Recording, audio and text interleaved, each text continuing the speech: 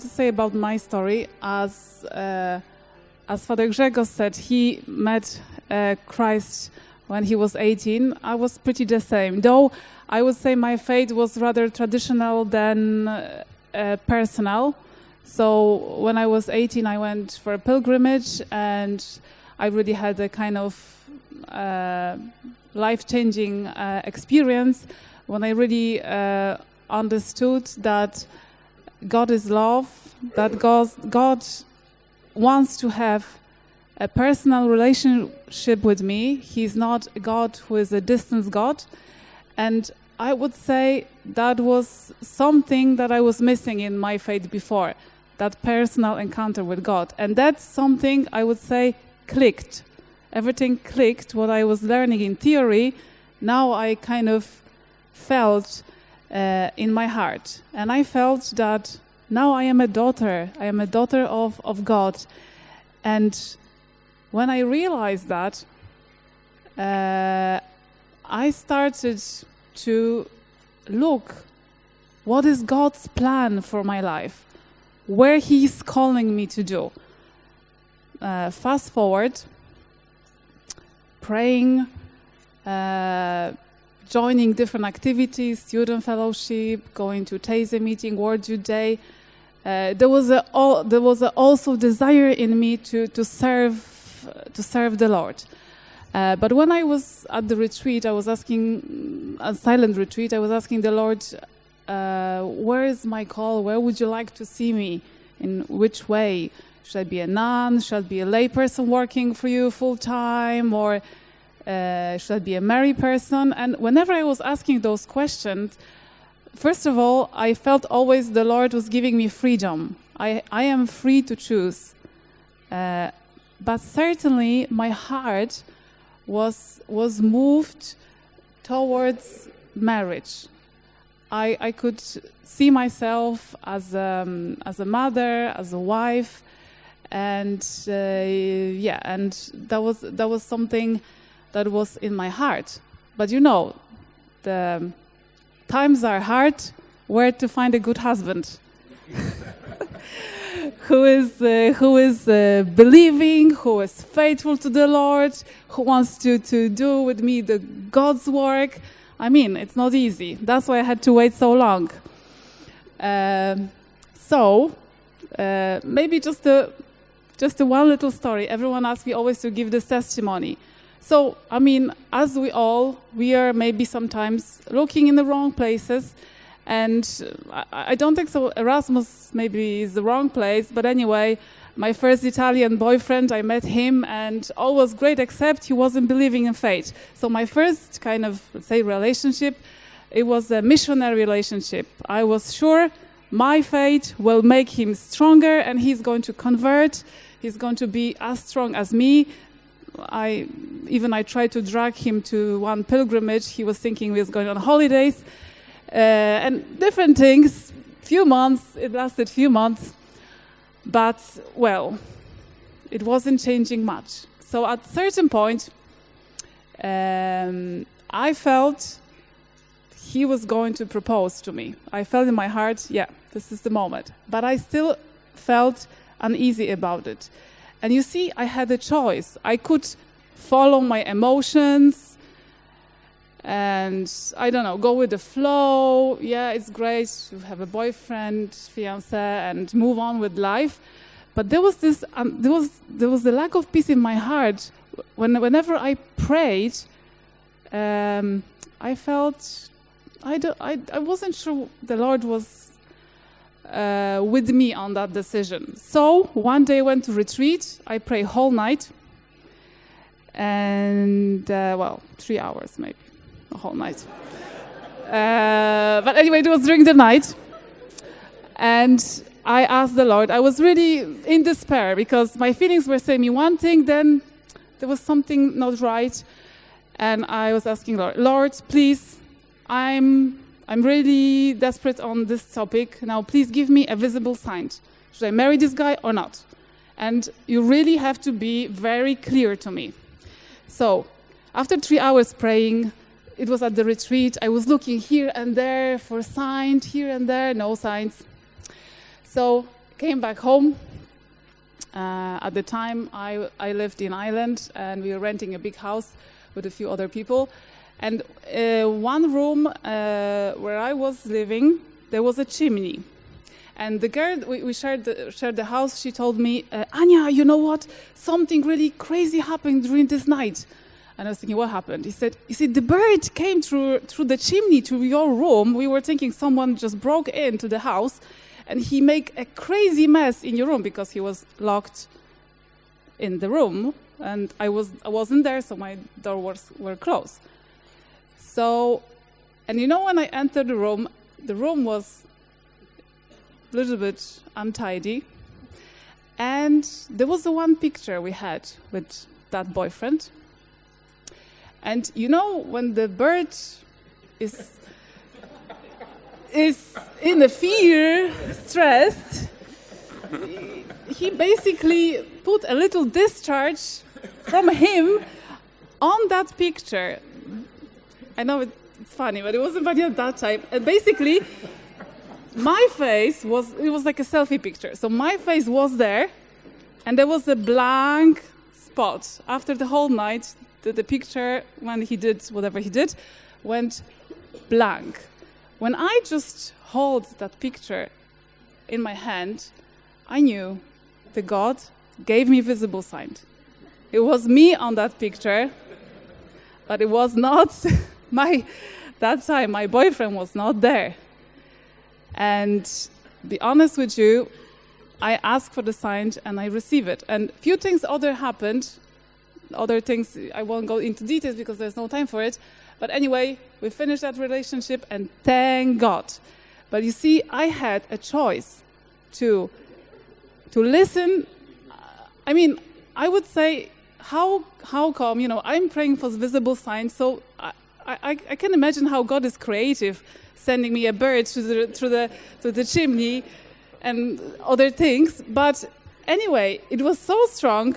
I knew that this road with this guy is not going to lead me to holiness. So then I searched again. Yeah, and just for the record, Ania was talking about her first Italian boyfriend. I'm not her second Italian boyfriend. I'm not even Italian. For the record, I'm fully Polish. I just look how I look. But anyway, so my road was also a little bit bumpy. You know, I was really confused at one point in time. Because I was in some relationships. I was even in one very long relationship. We were even engaged. Like we were supposed to get married, and it just didn't work out. But at the same time, my career at church was skyrocketing. Right, I was involved in more and more projects. I was organizing some groups, leading some groups. I was even picked as the representative of Poland as a meeting for European youth of Piarists. So I was like, okay, so maybe God is calling me to be a priest. But something just didn't feel right to me. So I chatted with several priests. I even ambushed a bishop, and I chatted with priests, with Polish priests, Spanish priests, I was searching. And I was asking them, guys, how did you know that you want to be a priest? And now, interestingly, almost all of them had the same story. They were in a seminary, they were preparing to be priests, right? But then a beautiful woman appeared in their lives. And they were like, okay, so which path do I pick now? And every one of them said, I had this choice, but I reached deep into my heart, and I saw that it is my heart's desire to be a priest. And this desire was put there by God. I had no doubts about it. And they went on to be, great priests. So I looked into my heart, and I love Jesus, absolutely. But then I realized that this is my heart's desire to go to Jesus together with my wife and father some children with my wife. God will bless us with them, right? So there was one day when I went to a mass in Kraków, a mass for a good wife, good husband. which is, by the way, a great idea. This is a place where, the youth are meeting and they are just praying to have a good wife, good husband. Excellent, highly recommend. So I was there. They look around. So I was there, and after the mass, I heard some singing behind me. And I turned around and I just said, wow, you sing beautifully. That's how we met. A couple prayers later, God gave me a sign that, Rafał, go for it. And I went for it. I rushed for it. After a week, we were a couple. After 3 months, we got engaged during the World Youth Days in Panama. Yeah, and it was amazing because after a week we met. Rafał asked me, I have a great idea. Let's go together to the World Youth Day in Panama. And I was like, well, I don't know you even, at all. But I felt, some way it was like kind of God incidents that God has put us together with the same desire, with the same values, and with a little bit of spark. And, we felt, let's try. Let's give us this leap of faith. And interestingly enough, and I think World Youth Day is actually a great place where young people can think about their call, their path, what is their mission in life. And in that sense, we have, I remember at the airport, I think at 4 a.m., we have a mass with the Archbishop of Gniezno, Wojciech Polak, and he was in the homily, he was telling us, guys, look at Jesus, think about your call, pray at the World Youth Day, where personally God calling you, each of us. And little I knew, my boyfriend had already his engagement ring in his bag. And he proposed to me before the vigil at the World Youth Day.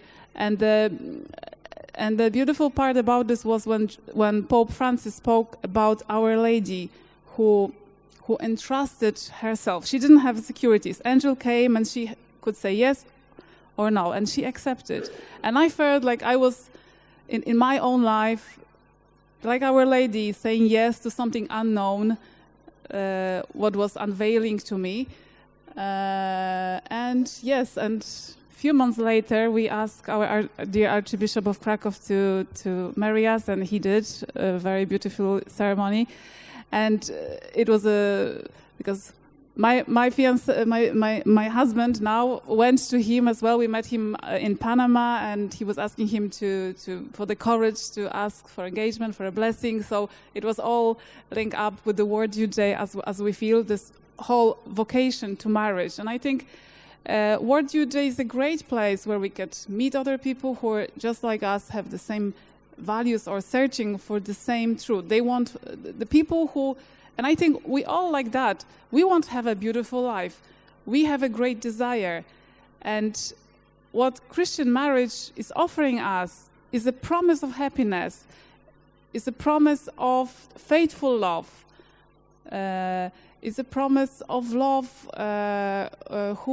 which is giving us a promise of that happiness, being parents as well. So maybe it's not as easy way now to ask people, say yes for life. But I think it's the most beautiful way we can live. And I think as we are in our groups working with young people, I think it's as important get them involved in different church activities as we were both involved, but at the same time, let them to ask what is their call. Because, as we say, personal relationship with Him, I would not know that if I didn't hear Lord in prayer, in adoration, in the moments of silence. Jesus said, "My sheep listen to my voice. I know them, and they follow me." And to add a few more words about the relationship with Jesus in marriage.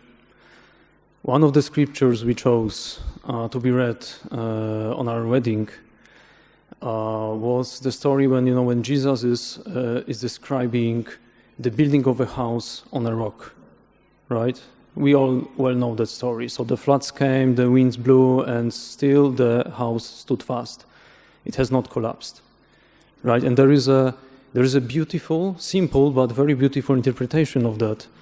That the rock is our relationship with Jesus, is our relationship with God.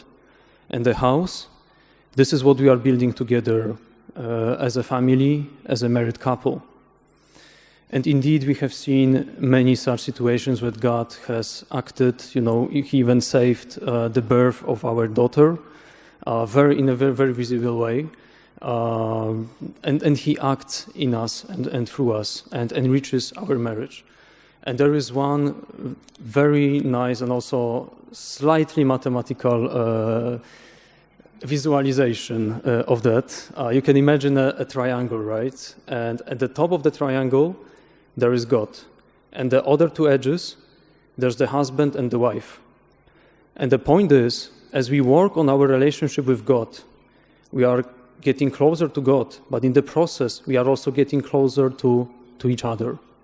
And this is precisely how it works, and this is how you can reach salvation through marriage, I believe. And we feel in such a way, you can have relationship built on different things, but when we add that part of God, He make us stable. He even give us many even deeper feelings for each other, creates that sense of communion of two people who love each other and want the best for each other.